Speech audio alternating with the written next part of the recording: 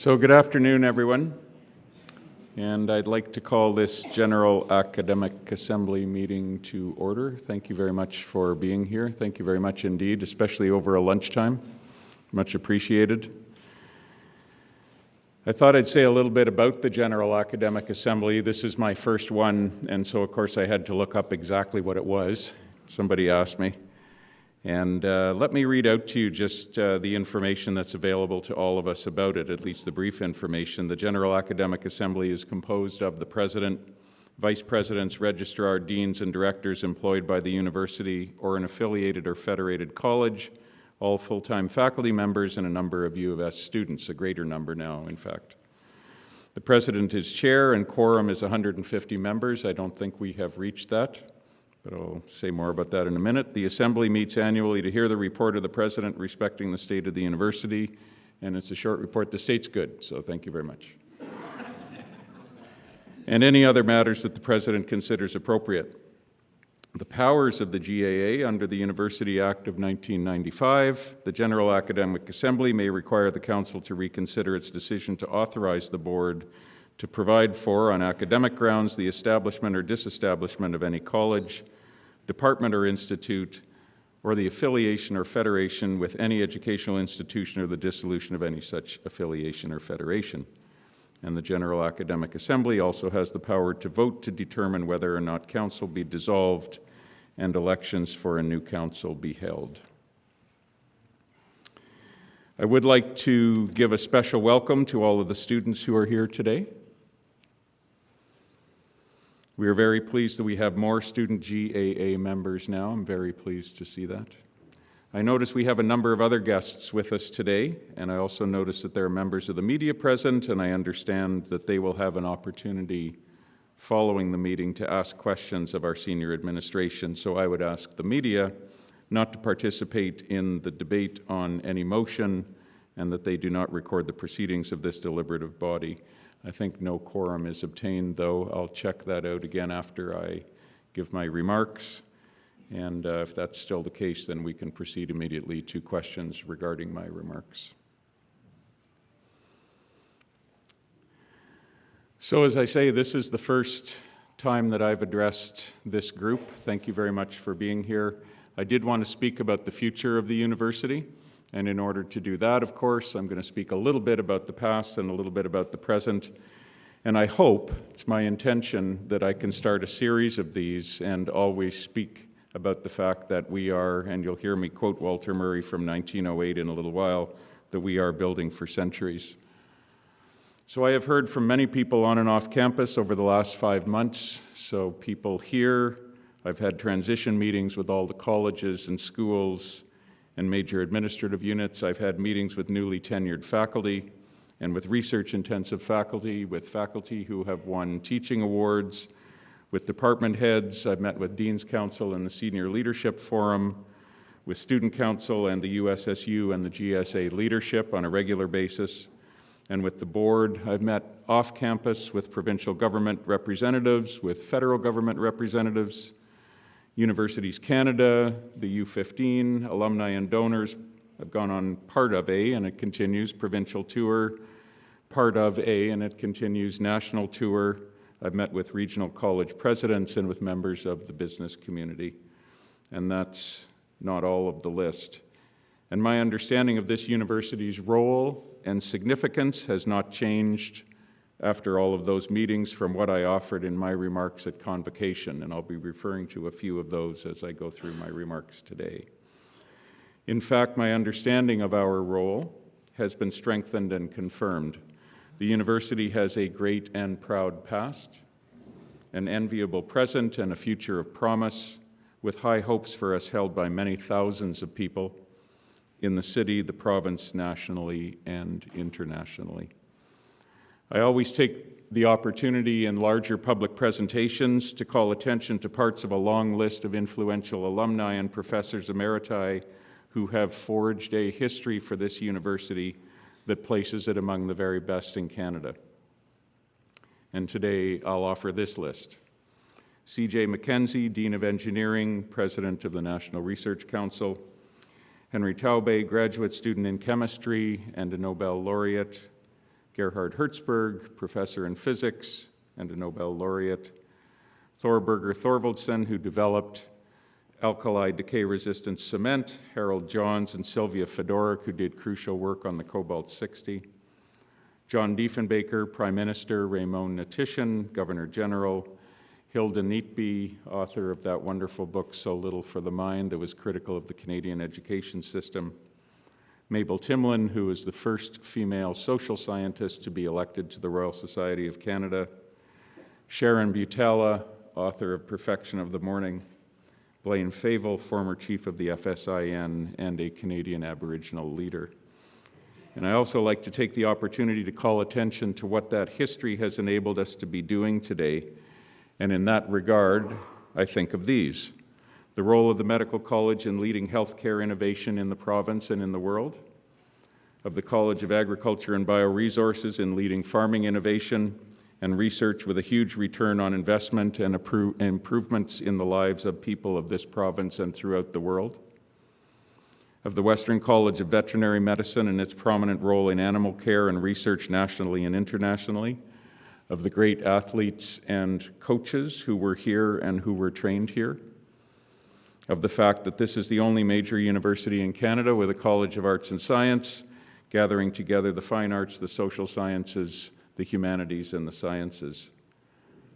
I think of the fact that we are seen as a research leader in this country, with Canada's only synchrotron, one of the world's most advanced vaccine research facilities at Vito Intervac, one of the country's 5 current Canada First Research Excellence grants, this one in food security, a cyclotron, excellent nursing programs and research that are also leading examples of distance education, colleges and graduate schools of dentistry, pharmacy and nutrition, kinesiology, education, engineering, business, law, environment and sustainability, public health and public policy, as well as a superb library system to support their work and groundbreaking accomplishments and alumni of which they can all be proud.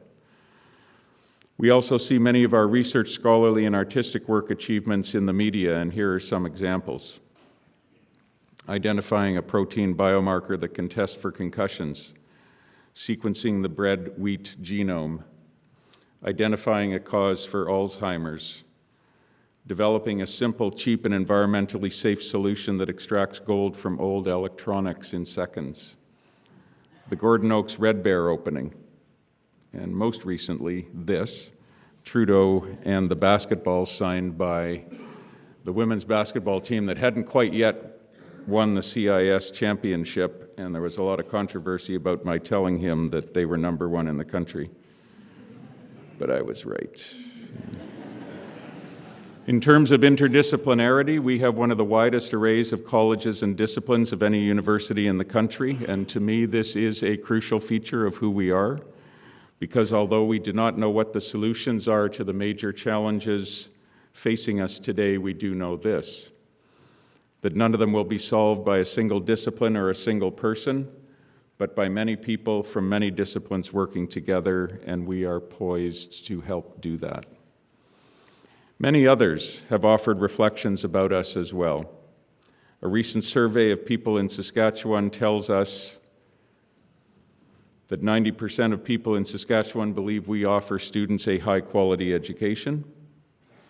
95% believe we are important to Canada, and 89% believe our teaching and research are beneficial to the community. We did an economic impact study. The final version of it came out just in January, and I've just extracted a few facts from it that I found particularly telling. About 40% of Saskatchewan's university-educated population, so that's more than 62,000 people, earned their post-secondary degrees at the U of S. Collectively, these alumni earn over $1 million more in salaries per year because of their university education here. U of S graduates are highly sought after and recognized for their work ethic, creativity, and excellent training, something that I hear all the time, and I didn't need an economic impact study to tell me, but it verified it. We generated $1.2 billion in GDP for Saskatchewan in 2013-14. The entire provincial economy is $83.2 billion. To put that 1.2 in perspective, it's about, therefore, 1.5% of the province's GDP. And to put that in perspective, the whole agricultural sector is about 11%. So we have a very, very significant, and I think that number is conservative, impact economically on the province. Employee salaries and benefits are valued at over $500 million. The U of S is one of Saskatchewan's largest employers, with over 6,200 people employed full-time or part-time. And the per capita impact of the U of S, maybe the most interesting statistic of all, the per capita impact of the U of S on the provincial economy ranks first or second in the country out of all universities, depending on exactly what measurements you use.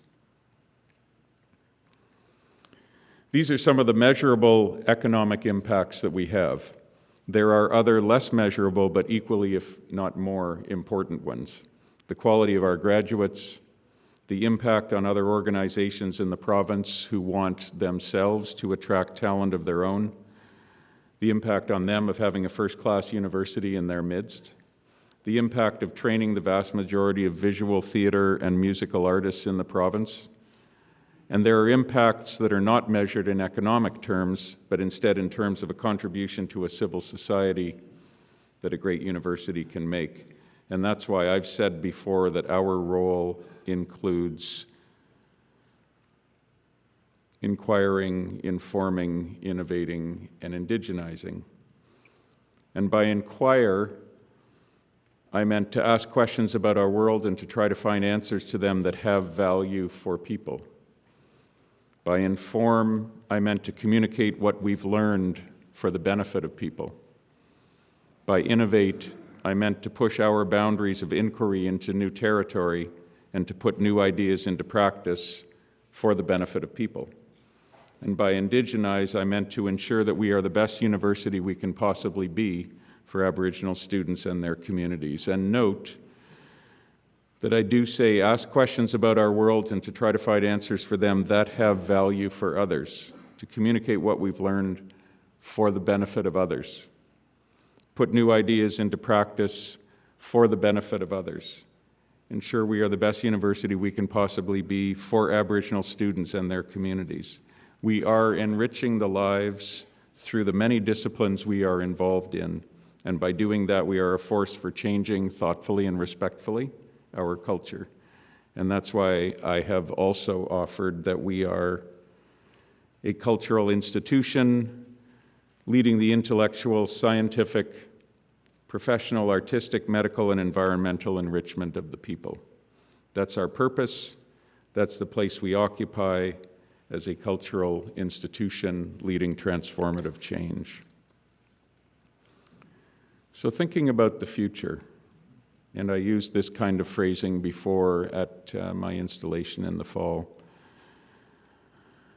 Given the fact that the U of S has a past and a present of excellence, what is its future? That's the question we need collectively to answer and to act upon. When the university's first president, Walter Murray, was traveling to Saskatoon to begin his work here in August of 1908, he wrote to a friend that we must remember that we are building for centuries. What is the role of the modern university in a time of change, maybe a time of the greatest change humankind has seen? And what is the responsibility you and I and all of us here carry with us through the great privilege of being part of this university, of having the kind of educational opportunity the vast majority of people in this world can only dream of? When I was studying literature, I was always taken by a phrase by Ezra Pound, who's a modern poet who influenced many changes in 20th century poetry. Poets are the antennae of the culture, and I'd apply that to us. Universities are the antennae of our cultures. They help envision and prepare for the future. They help us to build for centuries. I want to suggest that to do this, a university must contain high levels of connectivity among programs, researchers, industry, communities, high levels of diversity among students, staff, and faculty, and sustainability of all kinds, including environmental and cultural. Great universities have high levels of many of these, and I want to speak about these. Connectivity, diversity, and two kinds of sustainability today, environmental and cultural. In terms of connectivity, we have the right conditions to move on this. For example, we were seen as trailblazers when we developed our 3 multi- and interdisciplinary graduate schools. All of our 6 signature areas were deliberately designed to be multi- and interdisciplinary, intended to solve some of the key issues and opportunities of the day. We have established a partnership with the National Institutes of Health, who have been working with us around enhancing a culture of collaborative science. And as such, we have a number of initiatives being led by various faculty in this respect across the campus. We have recently put in place leadership and resources to support interdisciplinary health research and professional health education for health sciences. All of our big proposals, our CERCs, that CFREF that I referred to, have a criterion to be interdisciplinary. We have embarked upon a series of research cafes, there's one coming up in another week or so, to bring people together to incubate ideas around interdisciplinary research with the intention that the U of S keeps a well-stocked innovation cupboard of ideas and initiatives that we advance. And our newest buildings, such as the Academic Health Sciences Building, have intentionally been designed to enable interdisciplinarity and collaboration. I've also been interested in the following examples of universities that are doing intriguing things in this regard, primarily for students. One is at Duke University, and it's a program called Bass Connection. Some of you may know about it. Another is at Stanford. So first of all, at Duke. Bass Connections, it's named after someone who has donated money to this initiative, the Bass family. Bass Connections is a university-wide initiative that provides both graduate and undergraduate students with greater exposure to inquiry across the disciplines, partnership with unlikely fellow thinkers, sustained mentorship in teams, and the chance to experience the intersections of the academy and the broader world. Duke has developed 5 themes: brain and science, information society and culture, global health, education and human development, and energy. Students gain problem-centered expertise and team-oriented skills and use them to apply knowledge and research across disciplines to explore societal and cultural challenges. The other example is at Stanford, and Stanford is interesting because it has only 7 schools. I spoke about what we have here. It amounts to 17 colleges and graduate schools. Stanford has only 7, but it has 18 interdisciplinary institutes that cross school boundaries and foster collaboration. The structure is based on the principle that students, and this is their words, students whose research bridges disciplines are prepared for a changing world. Its buildings are designed to increase chance encounters that draw faculty together around common problems, and as a result, far-flung collaborations flourish. Biologists and musicians expand our understanding of epilepsy, and engineers speed environmental research, 2 examples that they offer. The University of Aalborg in Denmark has a very similar structure with a high degree of problem-based learning. A small but wonderful example of connectivity at the U of S, besides all the things I just mentioned a moment ago, is the Emma Lake Kenderdine campus. And when I think of it, I think not only about a site for artistic creativity, but a site for people from different disciplines to gather together to see what can happen with otherwise unprogrammed encounters. And some of those things are absolutely fabulous. Many people have worked for several years now on how to shape its academic mission, and we have been looking for a partner for years now to no avail. Reopening means having an academic vision for the campus and a site plan that makes it sustainable for the long term. And so I want to announce, because I've always been interested in the Emma Lake Kenderdine campus, a President's Office Strategic Initiatives funding to support the visioning and site planning for that campus.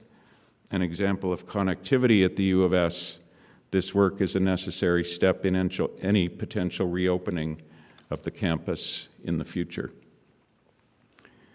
Universities positioned for the future also have a high degree of diversity, cultural, international, gendered, the list goes on. I can't cover all of it, I'll just give a few examples. We have here an employment equity program. The University of Auckland has a pro-vice chancellor position. I met her when I was there last April, as a matter of fact, a year ago right now, with a number of colleagues. And that pro-vice chancellor position is devoted to equity. And that the equity policy there states that the university will enhance, and I'm interested in this wording, its national and international reputation and attract, retain, and support talented people to achieve their potential through its commitment to equity outcomes. This will benefit the creative and intellectual life of the university and support engagement with the university's diverse communities. Note that equity and diversity become principles that lead to high national and international reputations, and the University of Auckland is ranked extremely high in the QS rankings and the other international ones as well. They are not barriers to them. They lead to their high national and international reputations. A couple of other examples. At the University of Pennsylvania, students can apply to participate in the Intercultural Leadership Program. It brings together a group of domestic and international students for a series of workshops and projects with the aim of nurturing, and this is their words, an intercultural community of leaders who are ready to take on issues they are passionate about, learning more about communities different than their own, and making a lasting impact. The University of Maryland has a comprehensive approach to ensure that LGBTQ identifying first-year students make a successful transition to college. It's called the One Project, and it aims to retain LGBTQ students at the University of Maryland by providing academic and personal growth and promoting the development of those students. The One in the One Project represents the first year of a student's new life at the university. It also represents a hope that the LGBTQ community can come together in an intellectual, social, and civically minded way to support each other through the first year of college. No university can be great if it does not connect with other countries, cultures, and ways of thinking. So internationalization is a part of diversity and also stems, of course, from connectivity. It's a topic unto itself. But I would like to raise to your attention the Scholars at Risk program that helps universities support scholars affected by adverse circumstances in other countries. Canada is a member of that program, the Scholars at Risk program. And given the times we're in, I encourage you to look at it if you know of someone who is affected and needs support. So I've talked a little bit about connectivity, a little bit about diversity, now sustainability, both environmental and cultural. Universities well positioned for the future also place a high priority on sustainability, both environmental and cultural. The following are not ways necessarily to increase sustainability in themselves, though some of them could be, but they stand as symbols for a university that thinks of sustainability across everything it does. Our campus sustainability plan, based on years of consultation, and some of you know it well, and years of research and best practice, links operations, governance, research, education, and community engagement into a continuum that stretches across every aspect of the institution. It has designed many wonderful projects, including the Sustainability Initiatives Lab for students.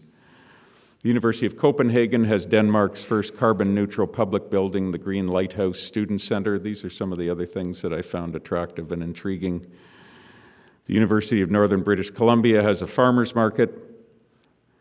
It's a volunteer-run weekly market of local vendors held at the Northern Undergraduate Student Center. It seeks to promote local sustainability by creating a market that addresses environmental, economic, and social health issues around food production and locally made products. We've held prototypes, as some of you know, of a farmers market here this year. The University of Canterbury in New Zealand has community gardens on campus that aim to be creative and relaxing places, a time out from work or study, anyone is free, as they say, to wander through the gardens. There are regular gardening times where participants can meet others, take part in some hands-on gardening, and learn new things. No previous gardening experience is necessary, and volunteers get to take home their share of the fresh produce collected that day. We have the McEwen Community Garden, as some of you know, and I think it's a wonderful prototype for this as well. At the University of Peru, paper waste is sold to a recycling company, with the proceeds providing scholarships for students from low-income backgrounds, and they also offer a course called Art and Recycling. We do have here our single-stream recycling program. At the University of Tokyo, there are free second-hand laptops. I know we've been looking into this as a possibility here as well. And at the University of Cape Breton, there are 3 wind turbines that will supply twice the power that whole university campus needs annually.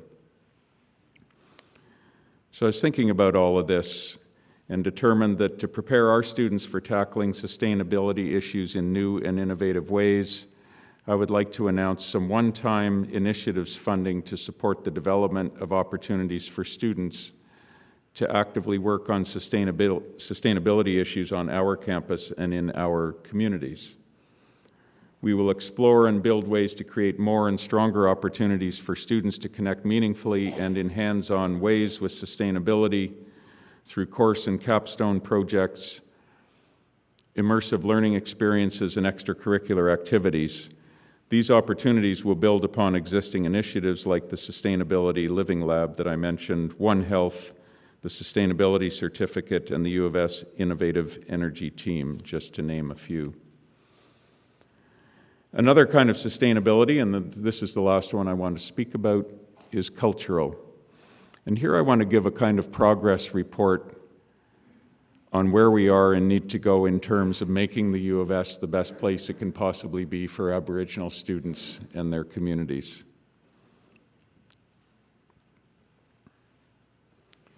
The U of S has increased its undergraduate student enrollments by 8% over 5 years, and that's in comparison to 2.5% overall for the undergraduate population.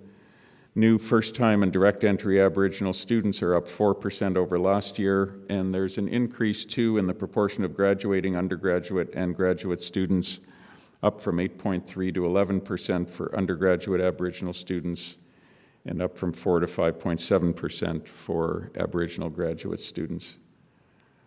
In terms of diverse and high-quality academic programming, we've seen successful first-year transition programming, particularly in the College of Arts and Science with their Aboriginal Student Achievement Program, ASAP, a revitalization and new investments into ITEP, including on-campus and distributed learning sites. There's been the continuing success of the Bachelor of Science in Nursing, and particularly in terms of their distributed sites. There's been the development of the Indigenous Language Certificate in Education and Arts and Science. The College of Law has introduced a new first-year course on Indigenous traditions and law that will begin, I think, in the fall of 2017. And Council, as many of you know, and many of you were there for, approved a motion to ensure Indigenous content in all U of S degree programs. In terms of a welcoming environment, we have developed and included now 12 symbols. We have powwows and other ceremonies, Aboriginal Achievement Week. We've developed and approved a smudge policy, and we have completed the Gordon Oaks Red Bear Student Center, a marvelous centerpiece for this campus, and covered, as you saw a little while ago, by the Globe and Mail, among many other media outlets. In terms of structures and governance, we have had for a while now 2 positions, the Director of Aboriginal Initiatives and the Director of First Nations and Métis Engagement. We are developing a position, a Vice Provost position on Indigenous engagement. When I and colleagues of mine were in New Zealand a year ago now, we really learned, and we learned this again at the Building Reconciliation Forum, that it's imperative that there be a senior administration position devoted exclusively to this. That position, by the way, does not mean that this kind of activity does not have to go on elsewhere on campus. It has to go on everywhere else on campus. This is a coordinating and advocating and sustaining position. I'm developing, as we speak, an Elders Advisory Council that will be available to me, to all senior leaders at the university and beyond as well. And we have seen the development and approval of welcome protocol language. In terms of faculty and staff, we've seen hiring of staff in key positions, particularly the diversity and inclusion consultant and the recruitment specialist. We've been hiring faculty, 13 new Aboriginal faculty members since July of 2014. Many of you know about the Indigenous Voices program, a U of S designed professional development opportunity. There has been the development of a framework for recruitment, retention, and advancement of Aboriginal faculty and staff. And just this week, actually, we announced something that a number of people here did an enormous amount of really creative work on, the Aboriginal Career Start program, which is intended to welcome and create employment for Aboriginal people on campus and beyond it. So I want to finish by saying that we know, too, that we will have an internal forum that's a follow-up to the National Forum on Building Reconciliation that we held last fall. This will be an occasion for colleges and schools and other units to share how they are moving forward on the TRC's calls to action. And I would like to announce President's Office funding to support that forum and to support individual college, school, unit, and university-led projects that stem from it. In future GAA talks, I would like to build on how the university can imagine its future through these lenses of connectivity, diversity, and sustainability. I foresee discussing then a digital future for the university in the classroom and in terms of distributed learning, in pedagogy and in research under the theme of connectivity. I also foresee discussing internationalization as part of diversity, and I foresee discussing financial strategies under sustainability. But in general, and I'll just end with this, thank you very much for your attention and your patience. Moving the U of S thoughtfully into the future will involve all of us using whatever assignments we have to expand the possibilities for connectivity, diversity, and sustainability. Thank you very much, everyone.